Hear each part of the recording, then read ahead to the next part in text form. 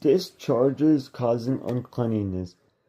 The Lord said to Moses and Aaron, "Speak to the Israelites and say to them, when any man has an unusual bodily discharge, such a discharge is unclean.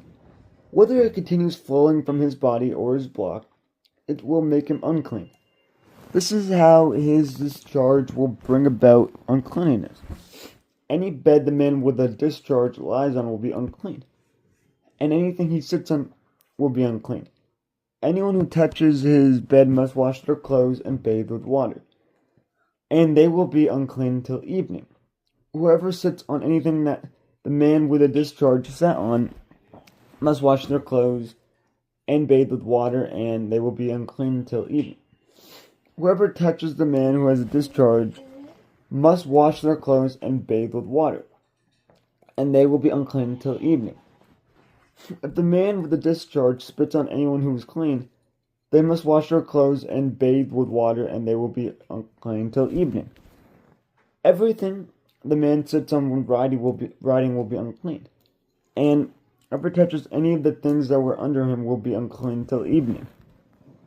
Whoever picks up those things must wash their clothes and bathe with water, and they will be unclean till evening. Anyone this man with a discharge touches without rinsing his hands with water must wash their clothes and bathe with water, and they will be unclean until evening. A clay pot that the man touches must be broken, and any wooden article is to be rinsed with water. When a man is cleansed from his discharge, he is to count off 7 days for a ceremonial cleansing.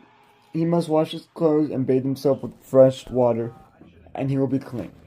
On the 8th day he must take 2 doves or 2 young pigeons and come before the Lord to the entrance to the tent of meeting and give them to the priest. The priest is to sacrifice them, the one for a sin offering and the other for a burnt offering. In this way he will make the atonement before the Lord for the man because of his discharge. When a man has an emission of semen, he must bathe his whole body with water, and he will be unclean until evening. Any clothing or leather that has semen on it must be washed with water, and it will be unclean until evening. When a man has sexual relations with a woman, and there is an emission of semen, both of them must bathe with water, and they will be unclean until evening. When a woman has a regular flow of blood, the impurity of her monthly period will last 7 days, and anyone